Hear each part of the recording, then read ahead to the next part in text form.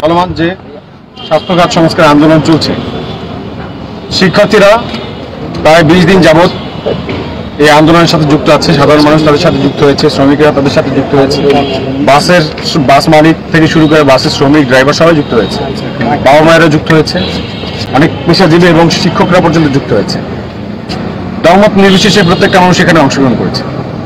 কিন্তু এই 20 দিনে যত অনাকাঙ্ক্ষিত ঘটনা ঘটেছে, যেভাবে হচ্ছে শিক্ষার্থীদের উপরে লাঠিচার্জ হয়েছে এবং বিভিন্নভাবে হামলা শিকার হচ্ছে শিক্ষার্থীরা, সাধারণ জনতা, এটা আপনারা প্রত্যেকে অবগত আছেন।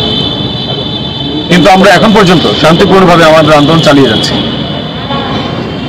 যে সিন্ডিকেট গোষ্ঠীর বিরুদ্ধে আমরা নেমেছি, যে দালাল চক্রের বিরুদ্ধে আমাদের এই অবস্থান, আমাদের এই শান্তিপূর্ণ আন্দোলন, সেই দালাল চক্র গত পরশুদিন আমাদের সাধারণ শিক্ষার্থীরা এবং স্কুলের শিক্ষার্থীরা, মাদ্রাসার শিক্ষার্থীরা, তারা শান্তিপূর্ণভাবে তারা মেডিকেলে অনশনে বসে। আপনারা সবাই জানেন যে আমরা প্রথমে টাউন হল থেকে অবস্থান কর্মসূচি শুরু করেছিলাম। আমরা গুটি কয়েক মাস শুরু করেছিলাম, আস্তে আস্তে বরিশালের প্রান্তিক জনগণ এখানে যোগ দেয়। আমরা তারপর মেডিকেলের সামনে গিয়ে 10 দিনের মতো ওখানে অবস্থান করেছি। প্রায় 11 দিন হয়ে গেল, কিন্তু কোনো প্রশাসন কোনোভাবে এটা কর্ণপাত করে নাই, তারা এই সমস্যার সমাধানে আগে আসে নাই।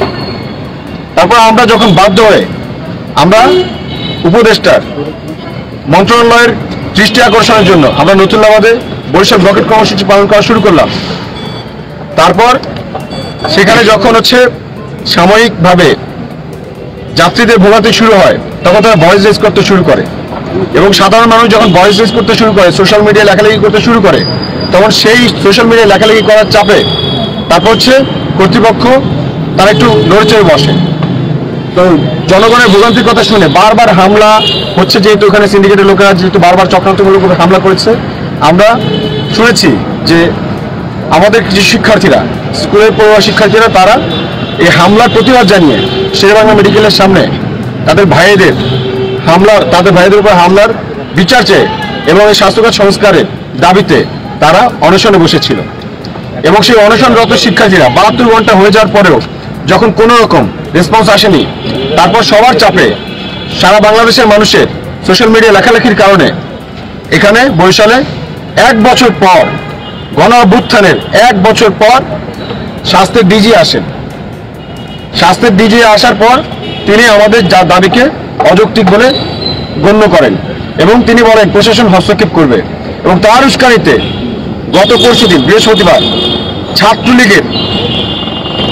ছাত্রলীগের যারা সাবেক কর্মী বা বর্তমানে যারা ছাত্রলীগের মধ্যে নিষিদ্ধ সংগঠনের যারা আছে এবং বিশেষ স্বার্থান্বেষী রাজনৈতিক মহল যারা ওখানে সুবিধাভোগী, তাদের মদদে ওখানে একটা মব সৃষ্টি করে শিক্ষার্থীদের উপরে তারা হামলা চালায় এবং আমরা এখানে প্রমাণ সহ নিয়ে এসেছি।